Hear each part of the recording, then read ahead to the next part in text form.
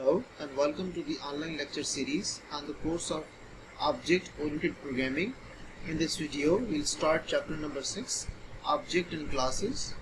The chapter begins from page number 216. So what we have done so far, we have talked about structures, which are basically the way to group the data elements, right? And we've talked about the functions, which are basically the way to organize the program. Now in this video lecture, we'll talk about classes and objects. Right? The classes and objects are basically the plus in C++. Right? So these are two fundamental pillars of object-oriented programming. I strongly recommend that you should review the concepts provided in chapter 1, the big picture. Let's talk about class now. A simple class basically contains data plus functions. Right? So certainly there will be some data elements and there will be some functions as well, and collectively that will be known as a class here. I'll show you an example which is on page number 216 to support the idea of class here. This is the very first program of this chapter, which makes you understand the concept of class and objects in C++. Right? So starting from the libraries here, then using namespace std. Right here we have a class. So class is basically a keyword, right? And then we need to give a name to a class here, right? So we can assign any name, depends upon what kind of class it is. And as I mentioned to you in the theory portion, that class must contain data and plus functions, right? So right here you see there is some data elements which are present in private here, and then there is some kind of functions, right? So we have one function which is set data, and then another function show data. So these two functions are kept in public here, right? So I'll explain you the private and public just in a few minutes, but you need to understand that a class must contain the data elements which are usually private, and then it must contain functions which are basically the public here, right? And right here is the main program, right? And the class must be defined before the main program body here, right? So if you see, integer main is the main program in which we basically use this class to perform certain things, right? So right here we have called the class here, and these are two objects, right? So s1 and s2 both are objects. Now small object is basically a class. So if you see on the top, so this is the class here, the name of the class is small object, and it contains two objects. So s1 and s2 both are objects, right? Now we have called the functions and we have given the arguments here, but you might think that these function call is slightly different from the actual way we used to call the functions, right? So it's because of the class right here, and now we have again called the functions to display the data, to show the data, and finally the main program body will return the 0 value here. Now let me explain to you this program in little more detail here. So this class might seems like a structure to you, but structure in C++ usually is used to hold data elements, right? It is not used to hold the functions, right? However, we can use structure for holding data and function both, but it is a specific task for the classes, right? So whenever you use class, you need to keep in mind that a class is only used when you want to keep data and functions together, right? That's the idea behind the class, right? So right here I have a class which has the same features like a structure, but it contains function along with the data elements, right? Now we need to give some name to the class here. It depends upon what kind of function the class will perform, so that it can easily reflect to you. And then right here if you see private and public. In private segment of the class we usually keep data, right? And the reason of keeping the data in private is that the functions which are the member function in this class can only access this data, right? So the main program body cannot access this data unless we use the objects here. So to access this data we need to have the objects here, right? And these objects will be the objects of this class, hence we can access this data, right? So we usually keep the data in private segment. It can be kept in public, but that's not the idea of the classes. So in class we need to keep the data in private so that it should not be modified, or it should not get altered by the main program, right?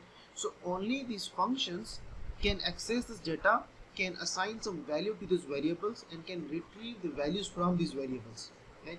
So therefore this data must be kept private here, and these functions usually are always public, but you can make private them as well, right? So when the functions are public, that means the main program body can access them, can use them. But when the data is private, only these function can use it, but main program body cannot use it. Right? That's the idea behind keeping the data as in a private and function as in a public here. So right here in the public segment we have two functions. The one function name is save data and other function name is show data, and this save data has only one argument, which is integer d here. And what this function does, it basically sets the value of this variable here.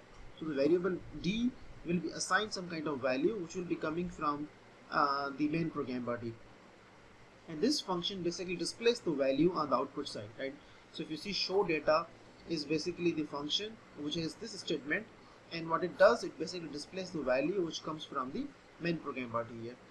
In the main program body we have created two objects, and these two objects belong to this class, and what these objects do, we can access the functions with the help of these objects, and when you access the function, then we can access data. Now the idea is, to access the member functions of a class, you need to create the objects here. So until and unless you do not create the objects, you cannot access this function. And when you cannot access this function, that simply means you cannot access this data here. Therefore this data is private. Right? So the way we can access this data is we have to create the objects here which will access these functions, and eventually they will access the data here. Now what we want to do is we want to assign the value to this variable, which is some data here.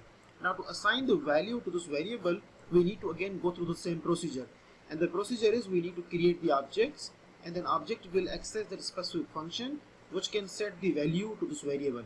Therefore we have created the two objects here, s1 and s2, and s1 will access this function some data. Therefore we have used dot operator here, and the name of the function is save data, so we have called the function, and we have given the argument. Then argument is 1, which is integer d, and now integer is a number, so we assign the value here. Likewise we have again called the same function but with a different object, so s2 dot set data and then 17763, so we have given the argument here. Now we want to call the second function. Now because this function is belongs to this class here, therefore we need to create the object and then we can access the function. So the objects are already created here, s1 and s2. So s1 dot show data, and what this function will do, this function will display the value whatever it contains, right? So some data is basically equivalent to d, and d is equal to 1066, right? And likewise again s2 dot show data, so what does s2 contains is 1776. So second time it will display the value of 1776. So let me summarize this thing in a very easy format. So we need to create a class, and class must contain some data elements and functions, and only the functions can access this data because these are member functions. Now to access these functions of the class, we need to create the objects, and we need to put dot operator to access these functions here.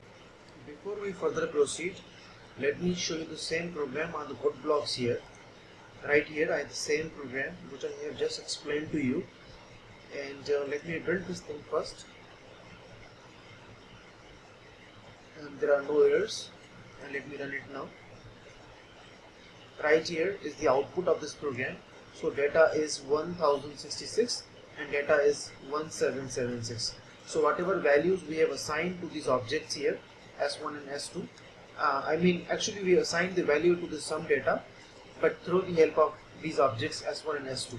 So s1 basically call this function set data and assign the value 1066, and then s2 call the same function and assign the value of 1776.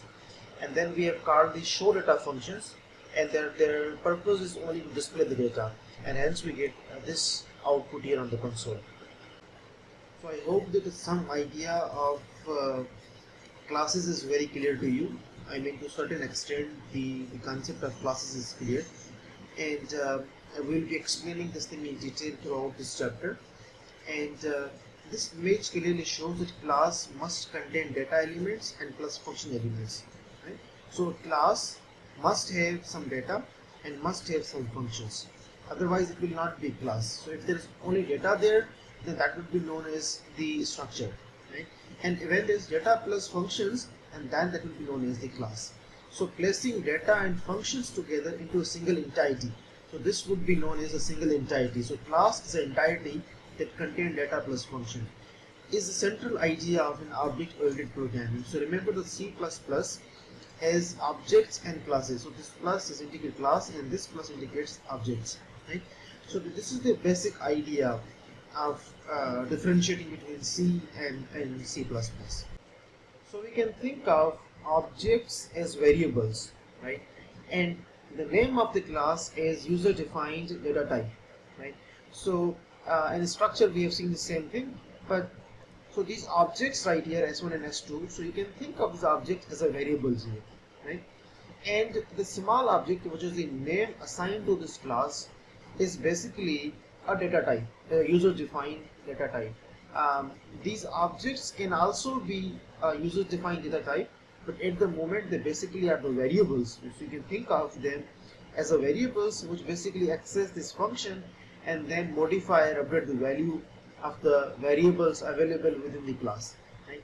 So this member elements, this member data elements can be accessed by the help of these functions, and to access these functions we need these objects, and these objects are basically is the same as our variables, right? And so we need some kind of data type, therefore we basically use the name of the class, therefore we will say that these objects belong to this class here, right? That's the idea behind the objects in classes, right? And so these objects are basically called as instance of a class, right? So whenever you create an object, you say basically it's an instance of class, and you need to assign the value to these objects, therefore you call the member functions, right? So the way we can assign the values to these objects is by calling the member functions, right? And these are called the instances, right? So the word we use is called instance of a class. So as many objects you create, as many instances you basically create. Now let's talk about how we can define the class, right? So let's talk about syntax of a class. So syntax of a class is basically a specifier, right? And for a specifier, what we need, to define a class, what we need is class keyword first, and then we need to assign name to a class, right? So in this example that I just given to you, the name is small object, and then we have to give two curly brackets, and within the curly bracket we need to define some data elements which will be kept in private, and some functions which will be kept in public, right? So private and then colon symbol, so like this double dot symbol or colon symbol. So we keep data elements here. So for data elements we need the variables and their respective data types here. So integer, float, character, it can be data type, and plus we need to have some variables here. And in functions, so functions usually are kept public here. So public and then colon symbol, and then we need to give name to a function and then argument to a function and what kind of output it will generate, right? And after this we'll define the function, and so this is the definition of a function which is kept within these curly brackets. So these two curly brackets are of this function, and within this function we will define the function. By defining I mean what exactly it will perform. So this function definition, as you know, is known as declarator. Okay, so this is the declarator here, and it starts from this curly bracket till this curly bracket. Likewise, we have one more function which is void show data, and this is also kept in this curly bracket here. So the function definition can be placed within a class. So right here we have two functions, and both functions, the function definition of both functions is within this class here. Right? And it's also very possible that we can keep function definition out of the class. So when the function definition is within the class, then that function is known as inline function. And when the function definition is not within the class and it is kept out of the class, and that it will not be known as inline function. Right? So these two functions, which are set data and show data, by default they're inline functions because their function definition is placed within the class itself. Right? By function definition, I hope you are very clear that what kind of task the function will perform. Right? Now let's talk about private and public. Right? So this private and public are basically the keyword. Right? And we keep data as a private and we keep function as a public. Right? So the idea of keeping data as a private is data encapsulation. Right? That means we want to hide the data so that it cannot be accessed mistakenly by functions out of the class. So any function which is in the main program body, but it is not defined and declared in the main class, should not and must not be able to access their data, right? So let's suppose in main program body there are 4 or 5 functions, but out of those 4 and 5 functions, only 2 functions are defined and declared within the class, right? Now let's suppose if any of those functions access this data which is within the class, but that function is not the member function, then the data can be modified, data can be altered. So for that reason we basically keep data private so that only the member function can access it. And this concept is known as data encapsulation. Data encapsulation means data hiding. So the word encapsulation basically comes from the concept of capsule. So within the capsule we have some kind of drug, and data encapsulation simply means within that specific segment we have only data within it, right? Now it is also very possible that we can keep data private or function private. It's also possible, right? So in this example we have just seen data is private but functions are public, but we can keep function as private as well. That means can only be accessed from within the class. And public data or function, it is also very possible that we can make this data public so that any function within the program can access this, right? So it means accessible from outside the class. So any function, any element in the program can access this data, but that should not happen, so that your program remain much more organized and much more simple and easy to follow, you know. So these private and public are basically the keywords. So when you mention private, so you keep data within it, and it's also very possible you can keep function within it as well. And in public we usually keep the function, and we can also keep data within the segment as well, right? This image gives a very clear picture of a class, right? So within a class we have a private segment and we have a public segment, right? And in the private segment we can keep data or we can keep function, right? So these both things are very possible, and we can keep in private segment. So when data or function are kept in private, that means only the member of the class can access it. No any member which is out of the class cannot access data or functions if they are in private segment, right? And in public we usually keep functions, but we can also keep data as well. That means accessible from outside the class. So any function, any program element can access this data or this function if it is kept public, right? So in this program which I have just explained to you, this data is private and functions are public.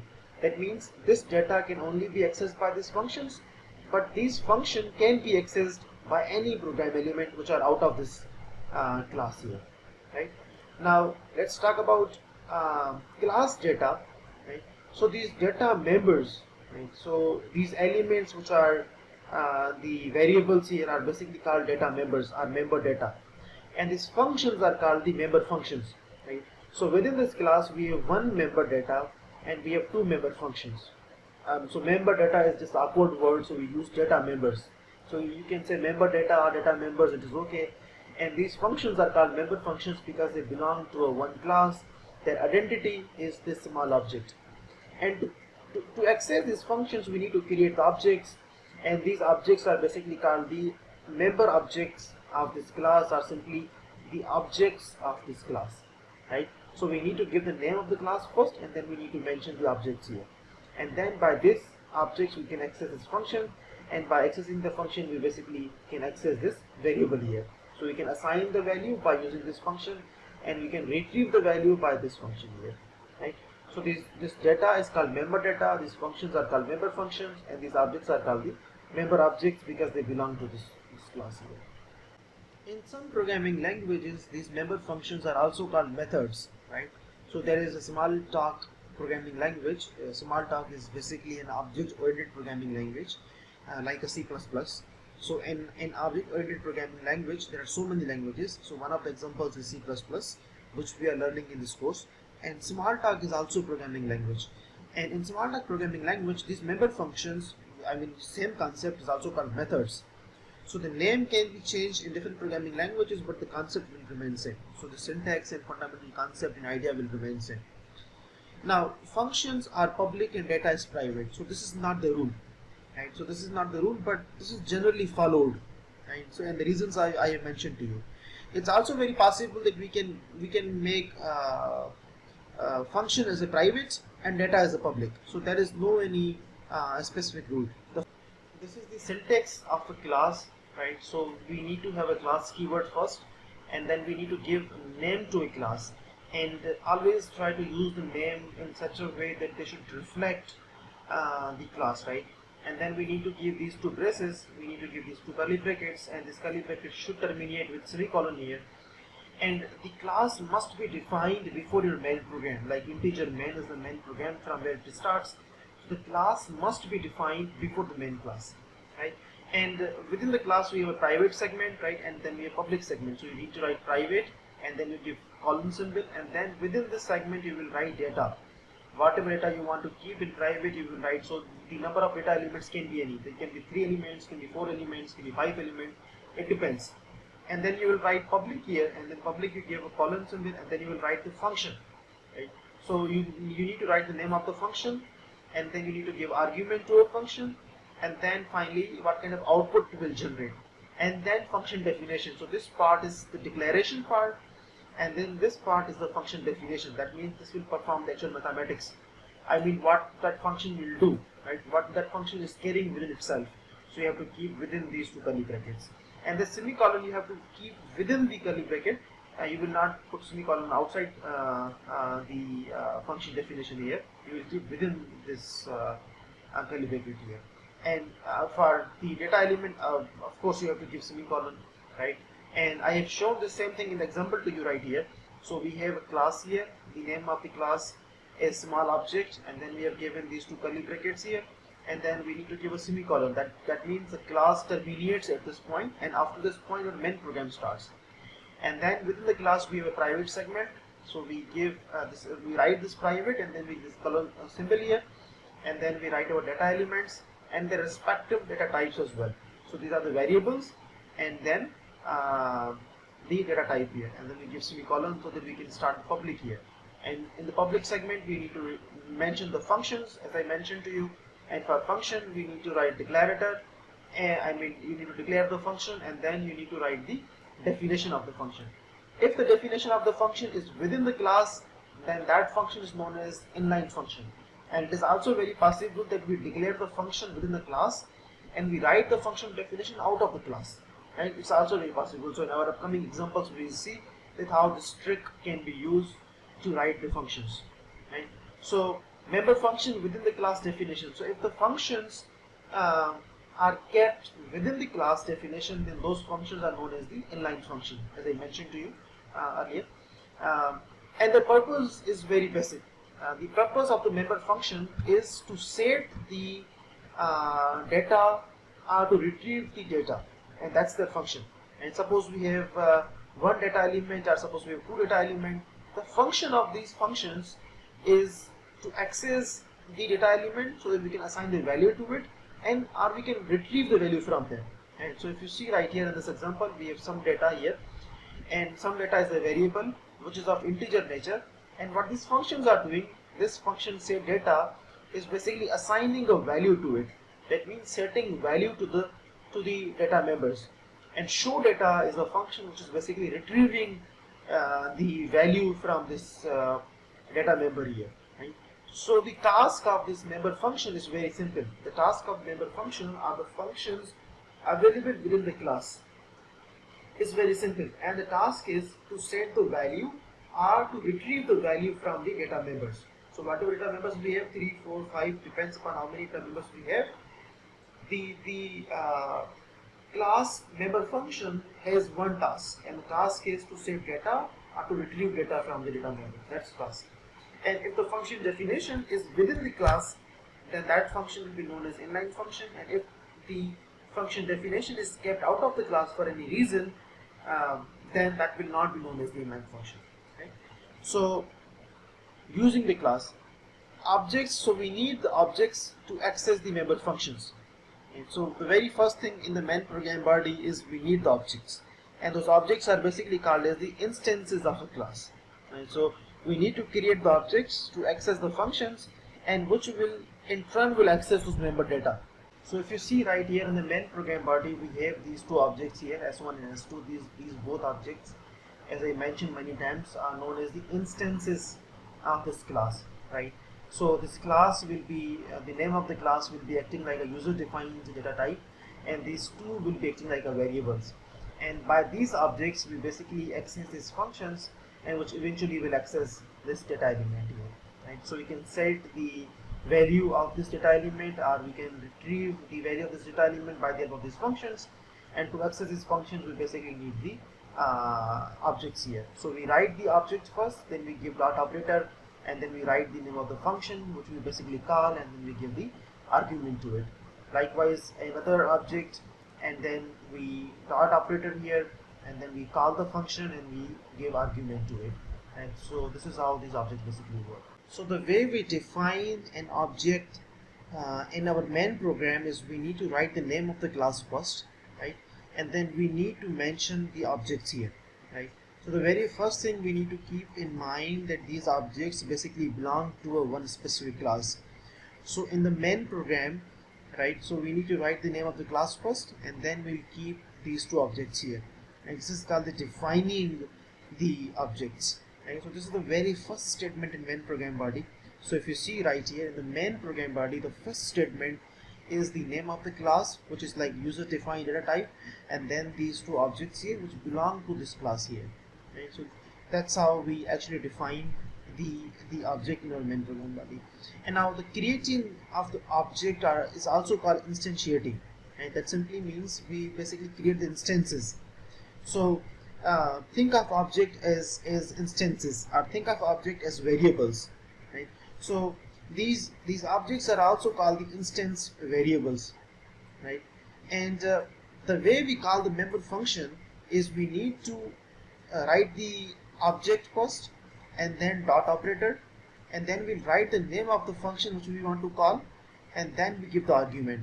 Now because these functions are the member functions, so they can only be accessed by these objects here.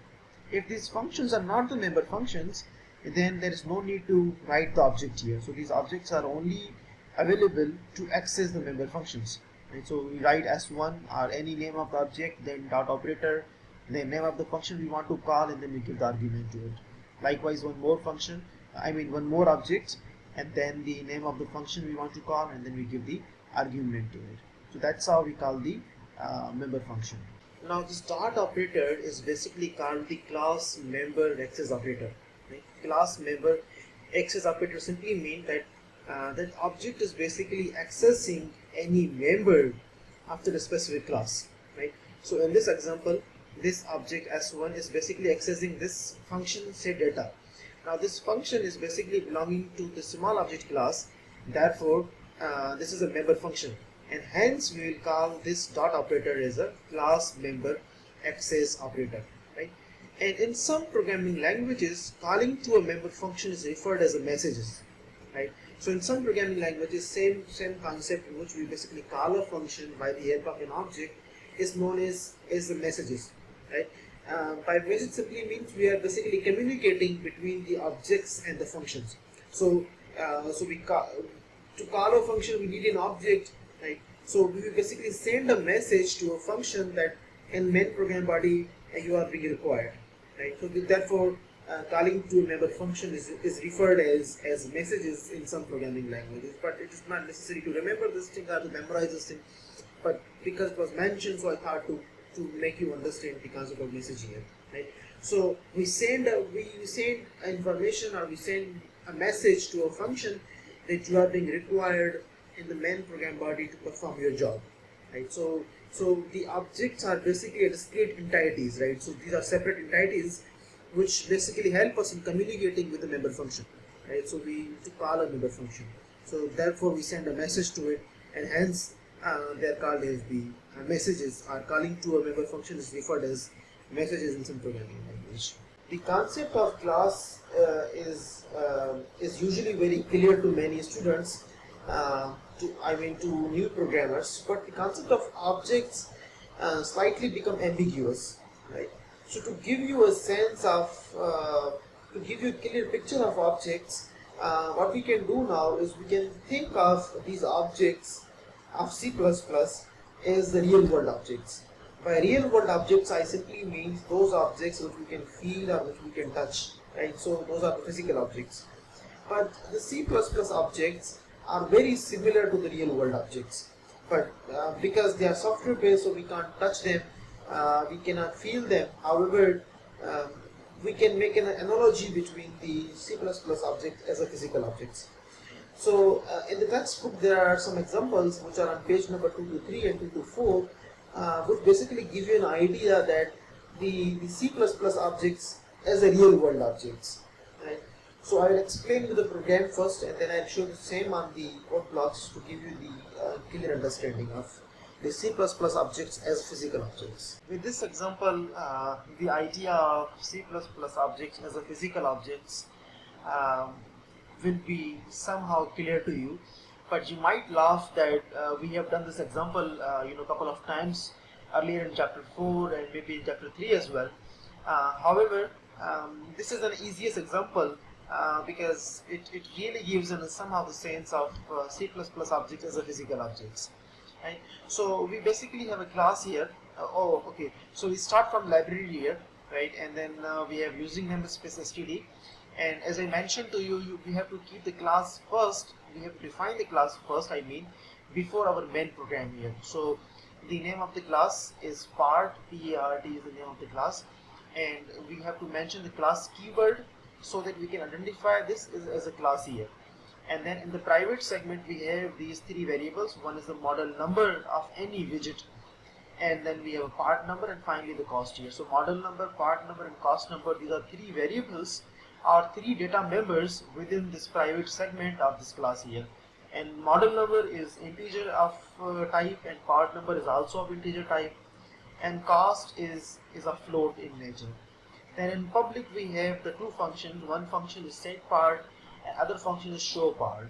So in set part we have these three arguments. One is mn, pn, c. So mn basically indicates the model number, pn indicates the part number, and c indicates the cost here. So clearly mentioned here, the model number is basically integer, so we have mentioned integer here. Part number is also integer, so we have mentioned integer here, and cost is float in nature, so we have mentioned the float here. Now whenever we call this function in our main program body, so very first thing we need is the object. So we'll create an object in the main class, and then we'll access this function and we give these arguments. And once these arguments are given in the calling function, then automatically we can assign these values mn, pn and c to our variables in our data elements here in private segment. So the only way we can assign the value or we can take the value from our data members is by using the functions here, right? And then in the show part function, it is not taking any kind of argument. What it is all doing, it is only displaying the value on the output side. So the objective of this function, and whenever we call this function, it will not return us any value, but what it will do, it will only display the value of our member functions, so our data members. So data members is model number, part number and cost here. So we have mentioned same as it is, and these values will be assigned to data members by the help of this function here. Coming to the main program here, in main program we have created our object here, which is the instance of this class. So what we need to do is we need to we have to mention the name of the class first. So the name of the class is part, P-A-R-T. So we have mentioned the name of the class here, and then we have created the object. So you can think of this term here as data type, and think of this one as the variable here. And by this object we can access these two functions, which are the member function of this class here. So first we need to keep dot operator and then the name of the function, and then we have to give the argument. So the first argument is 6244, which is the model number, and then 373 is the part number, and finally 217.55f. So f indicates float here, and 217.55 is the cost of this object, which has the model number 6244.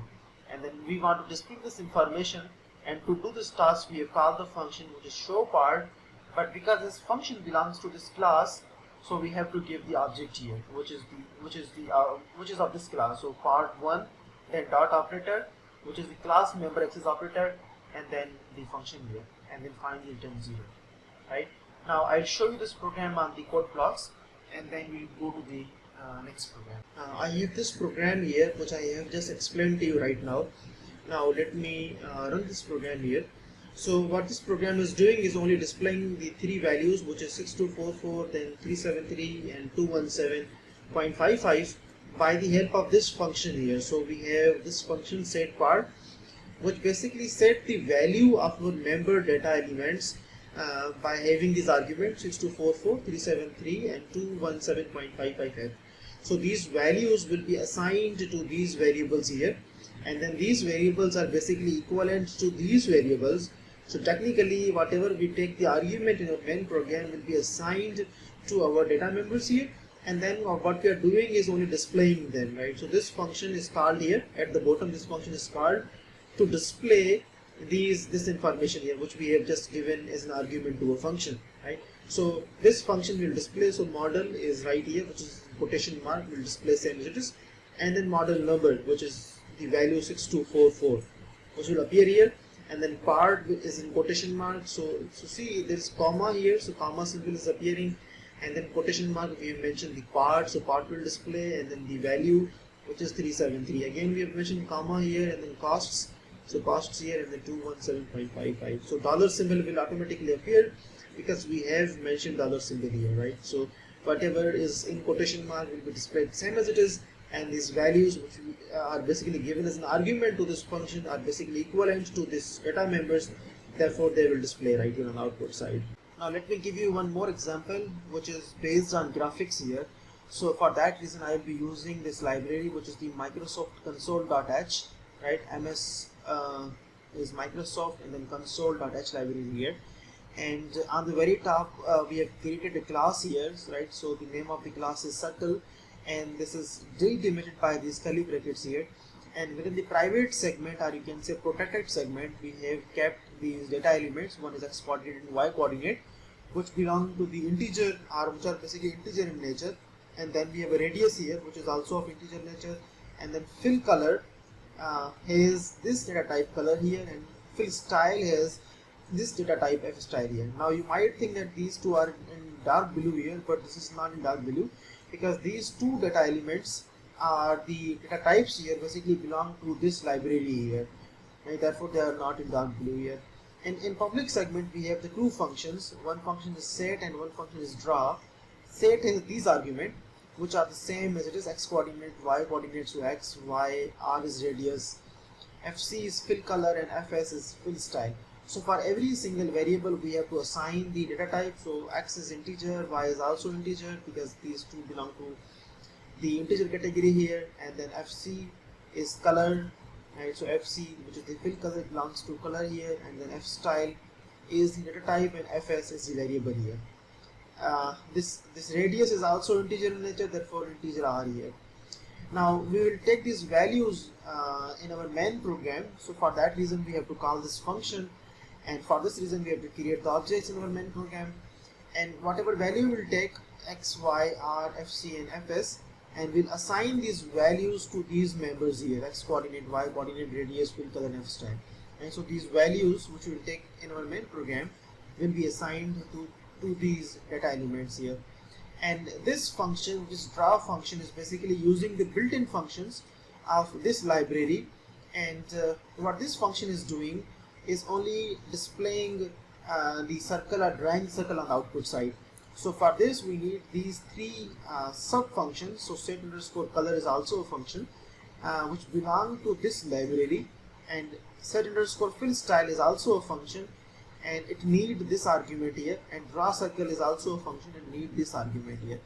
So for every function we have to give the argument. So this function contains these function here. Now this function is of this class, and these three functions are of this class here.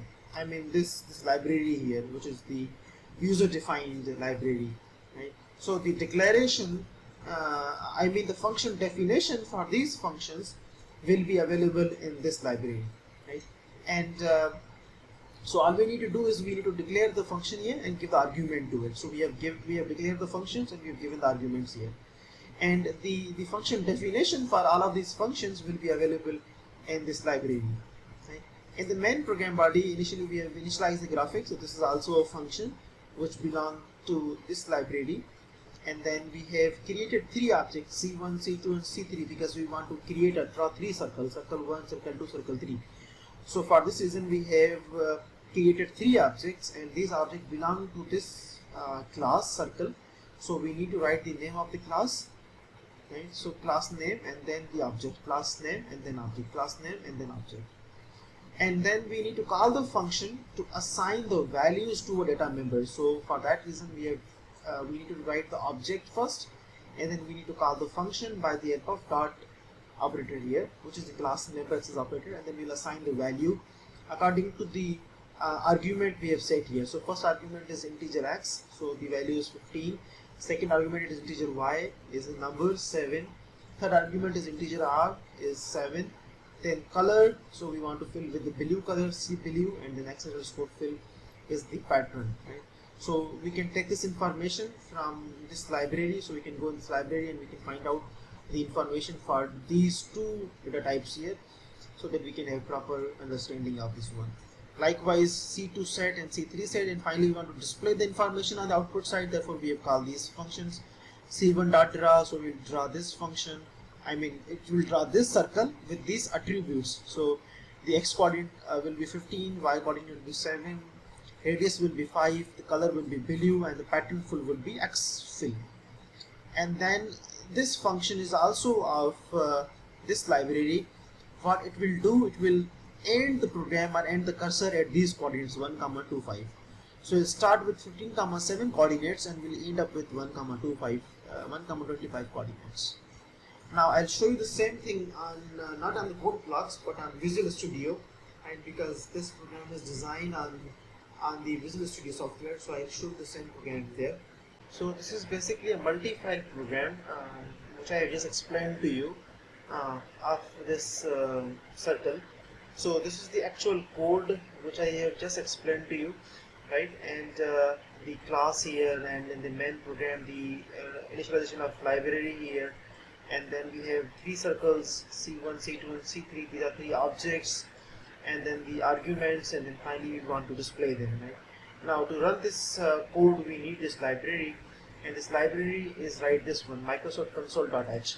So this library basically contains all the function declarations. So if you see this function, which is the initialization of this graphic library which we have used in our main program, if you see right here, this library, the function of this library is here, and then set color, set cursor, right, clear screen. So these are all the functions of this library. So the declaration is always present in .h file, and then the function definition for all these functions is available in this source file here. So if you see right here, the set underscore color is a function which takes these argument, right, and it has this function definition. It starts from here until this point.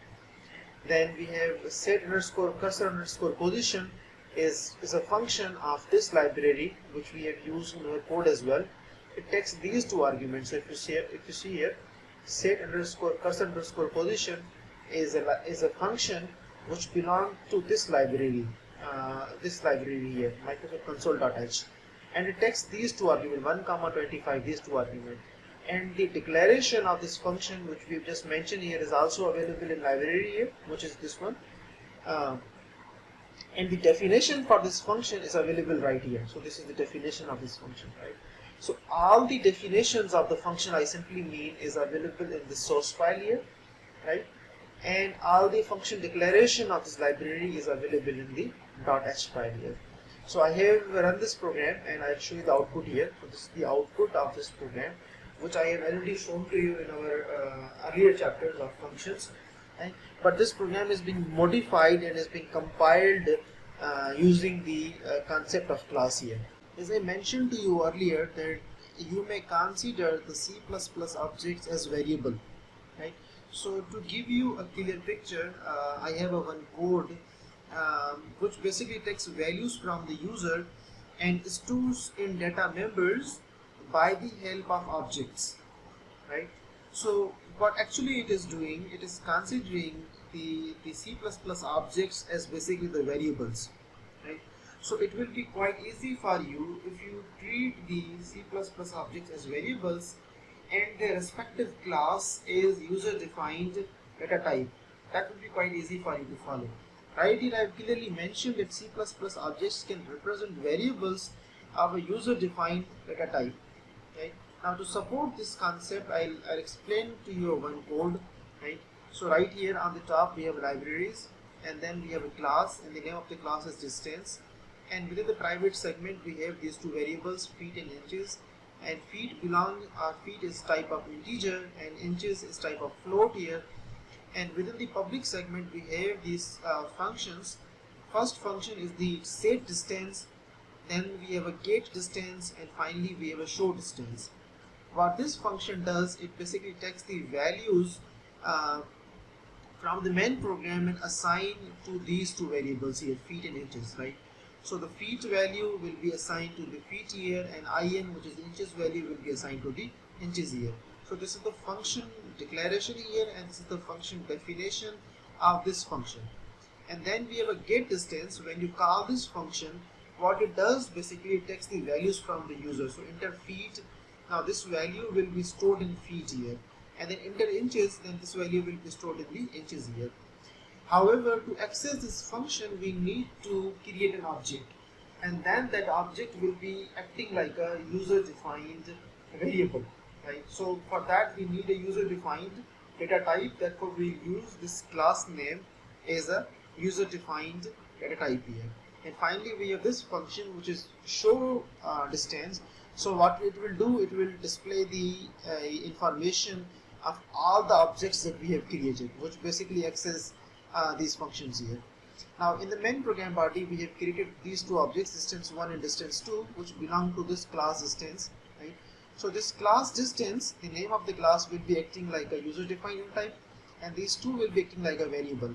In the first variable we have assigned direct values to it, 11, 6.25, by the help of this function which we have called the set distance here. So the name of the object dot the function calling and an argument to it. So to call, when we call this function, we need to assign these two arguments, feet and inches. So 11 is the feet and 6.25 are the inches. So they will be allocated, or they will be assigned to feet and inches of our data members here. Then we have called this function get distance by the help of this object distance 2, and then we take the value from the user. So when you take value from the user, they will be stored in the respective variables, right? But we need to access this function, and for that reason we need to create an object. So this object basically will be treated like a variable here. So you can think of these objects of C++ as simple variables here, and their data type will be the name of the class. And then finally we have called the function show distance, which is this function here. It displays this information of this object, distance 1 and distance 2.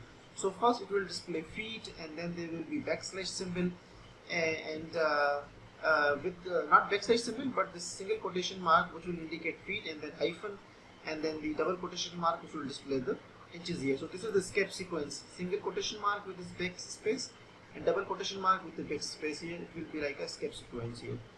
Now I'll show you the same thing on the code blocks here, right? So I'll run this thing now, and it is calling this function here because these values are assigned to these variables here. So, and then the next step is calling this function, which is get distance.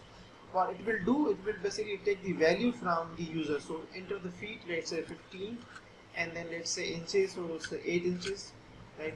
Now it is displaying the information on the output side. So first information we have assigned by ourselves by calling this function here. So it will coming same with this 11, 6.25, so 11 feet and 6.25 inches. And then second distance we have taken from the user by calling this function, and then finally we are displaying it. So the value is displayed on the output side here, 15 feet and 8 inches here, right? So it would be easy for you if you consider these objects or instances simply like in a variable, and the class is a user defined data type. And so this example is just to make you understand this concept. The next concept in this sequence is constructors, right? So we have seen that how we can assign the value to our data members, right? So we have seen two different ways. One way is we can call such kind of functions like set distance, and we can take arguments in our main program body right here, and then assign the value to our data members. and R we can call this kind of function which is get distance, and then we take the value from the user and then assign the value to our respective data members here. So there are two different ways. One way is we give value directly in our argument to our function here, or we call the function and we take value from the user and assign to these variables here. So these are two different ways or two different approaches, right? But the idea is whenever we create these objects, we need to initialize them. Like as I mentioned to you, whenever we create the variables, we have to initialize them, let's say to a 0 or maybe to any other value. If we do not initialize them, then they will be initialized to any arbitrary value or maybe to garbage value. Likewise, whenever you create an object, you need to initialize it. If you do not initialize it, then the compiler will automatically initialize these variables or these objects to any random or to any arbitrary value, right? So we have the concept of constructor. So constructors are basically the member functions, right? So when I say member functions, that means they are basically the part of the class, right? So this class does not contain any kind of constructor here, right? But generally, whenever we are adopting the concept of class, we need to create a constructor.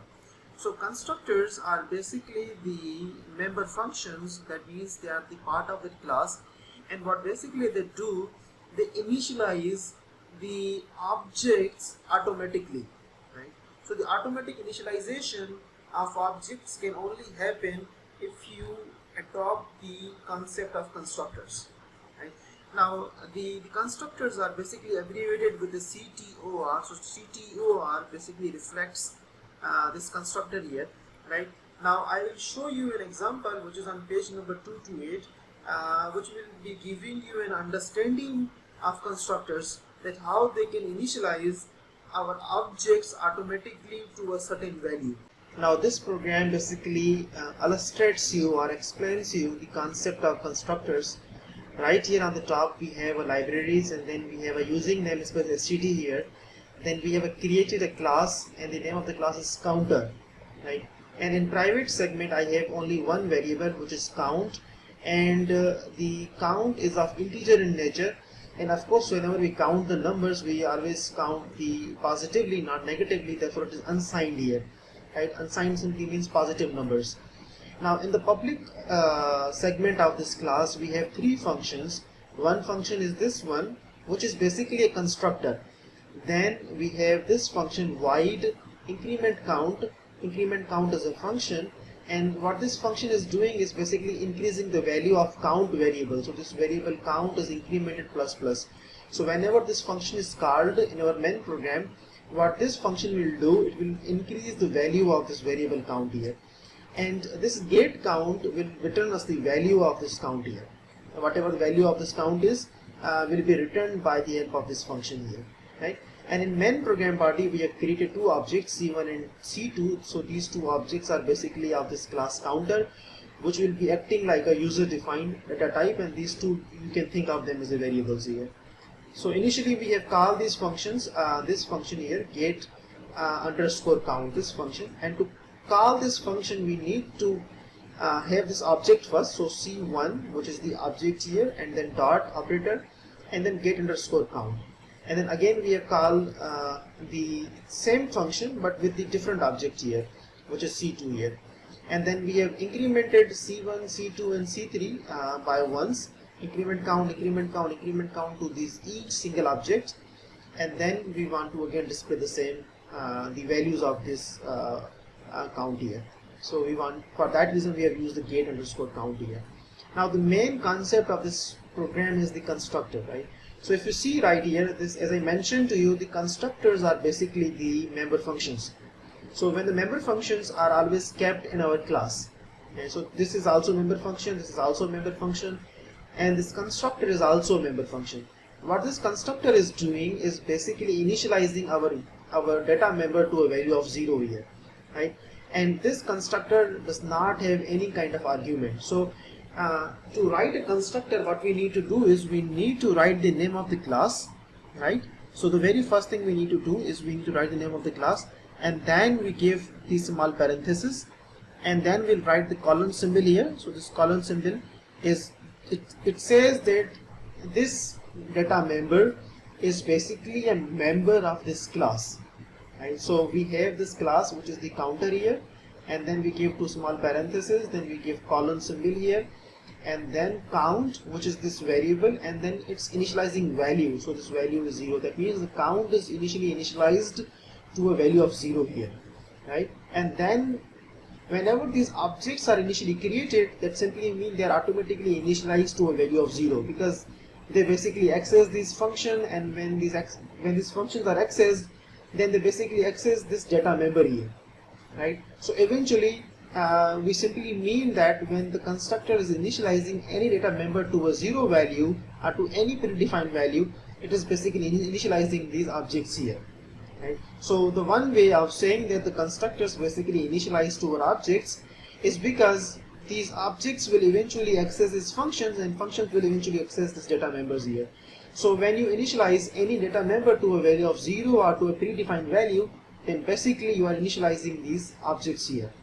And then get count, and this get count simply means that C1 and C2 both will have a value of 0, 0, and then we have counted them. C1 is incremented by once, so this count is plus plus, that means this value 0 will turn to 1, and then C2 is initially 0 and then is incremented to 1 and then incremented to 2, and finally we want to display the information. So get count, that means C1 will have a value of 1 and C2 will have a value of 2, because it has been incremented by 2 here. So 0 initially, then 1 and then 2, and this is just incremented by 1, so it is only 1 here. Now I have this program here which I have just explained to you, right? I will run this program, and you can see the value of C1 is initially 0, C2 is also 0. So whenever we have called this function which is get count, what get count does is basically returns the value of count. So if you see count is initially 0, that means C1 and C2 both are 0. So what this constructor has done, this constructor has initialized this variable to 0. It technically means it has initialized these objects to 0. So C1 and C2 both are 0 and 0 here. And then we have incremented the C1. So increment count simply means it will increase the value by 1. So initially the C1 was 0, then count plus plus means 1. So C1 is equal to 1. And then C2 is incremented twice. So initially 1 and then 2. So that means C2 will have a value of 2 here. So the concept of constructor is very simple. So what it does is basically initialize the variables to a predefined value. So when the variables are defined to a predefined value, that simply means your objects are being initialized. So if it not initialize the objects, then the compiler automatically initializes to any arbitrary or to any garbage value. And the way we write the constructor is we need to write the name of the class and then the name of the data type or the variable here, right? So the variable, we need to keep variable here because this variable belongs to this class. So that simply means this counter is the class, and then this variable belongs to this class here. So we need to give this colon symbol here, then the variable, and finally we need to initialize to any value here. That's how we basically go with the constructors here. So as I explained to you, what constructor basically do is initialize our variables, our data members, or we can say our objects automatically. So the automatic initialization of our objects happens because of the constructors, right? Now the benefit of using the constructor is that if you do not use the constructors, then you need to initialize every single object by calling one more function, right? So we need to use such kind of functions like set underscore count or zero underscore count. So whenever you call such kind of functions, you need to define them in your main program as well. So the program becomes quite lengthy, and whenever you create a new object, every time you have to call that specific function to define or to set that object to a predefined value. So this becomes quite prone to error, and hence we basically use the constructors. So keep this thing in mind, that constructors are basically the member functions, and what they do is they basically initialize the objects to the value of 0 or to any predefined value which is given as an argument in our constructors. Right? So you need to understand this thing very clearly. Now how we can understand that this thing is constructor or this thing is not as a constructor? The way we understand, or the way we distinguish the constructors from other functions in our function definition or in our class, is a constructor has the same name as of class. So if you see right here, this constructor has the same name as of class here, right? So we need to write the name of the class as it is, because these variables basically belong to this class here. So one way to identify that this member function is constructor is that this will have the same name as of class here, right? And the second identification of the constructor is that it does not have any kind of argument. So if you see, the counter is basically a function which is a constructor. It does not have any argument. And then there's a colon symbol which is defining that there are some member elements. So if you see, this count is a member element of this class, therefore we have given colon symbol and then initialize to the value to 0. So the way we differentiate, or the way we distinguish the constructor from our other functions or from our other member function, is that this will have the same name as of class. This is the first way we can differentiate. And second, it will not have any kind of argument, right? So this is the second differentiation of differentiating the constructor from our other member functions. The third difference that we can differentiate the constructors from other member function is that constructor will not have any kind of return values, right? So there will be no any return type, because the constructors are being called by the systems. So there is no any program, so there is no any function definition within the constructor. So if you see the constructors closely here, the constructor definition is empty body. Empty body means these are the system functions, and they are being placed in our class, because and hence they are called the member function. So third way we can differentiate is that the constructor will not return you any kind of value, because they do not have any kind of function definition. So if you see, in all other member function, there is some kind of thing happening, like this function is incrementing the count variable, this function is returning us the value of count, but this function is not doing any kind of thing. What it is only doing, it is initializing our data members to a value of 0 or to maybe a predefined value. So you might say that the constructor are basically initializing our data members to a predefined value or to maybe a value of 0. Then why not we can do this thing? I mean, like, we need to write the name of the class and then give small parentheses, and in the function definition we basically initialize our variables to the value of 0, right? Because it is actually initializing the variables to data members, I mean, to the value of 0. So it's better to keep something in function definition. We should not keep function definition empty, right? This is also true, we can do this thing as well, but this is not generally followed. The standard way that we follow is we write the name of the class, and then we give two small parentheses, and then we give colon symbol, and we write the members, and we initialize members, I mean data members, to a predefined value or maybe to a value of 0, and then we keep the function definition empty, specifically the function definition of constructor empty, right? And now if you have a large number of data elements, maybe 2 or 3, maybe 4, so we need to write in this way. This is the initializer list, right? That means we do not have only single data members, but we have more than single data member, right? Maybe 3 or maybe 4 or maybe 5 data members we have. So we need to write the name of the class. Maybe some class is like the name of the class, right? And then we have the parentheses, then colon symbol, and then we write the members, right? First member is M1, second member is M2, third member is M2 here, and then we initialize them to a value, so maybe 7, 33, and 4. So these are the predefined values for these members here, right? So we give this as an argument. So these values are basically given as an argument to our data members. That's how we do it. So whenever we define in an integer or maybe a float, basically in the back end, in our system, in our compiler, there are constructors which basically initialize our variables to a predefined value, right? Or maybe to any random or maybe to any arbitrary value. So in our earlier programs which we have been using so far, which we have been creating and developing so far, we have been using the variables for sure, right? So whenever you define and declare a variable, and if you do not initialize it, then automatically within the compiler, then there are constructors which are initializing them to any arbitrary value if you are not initializing them to any specific value, right? So constructors basically assign a certain amount of value for the specific data type. Let's say suppose we have an integer, then for integer we know the maximum value is 4 byte.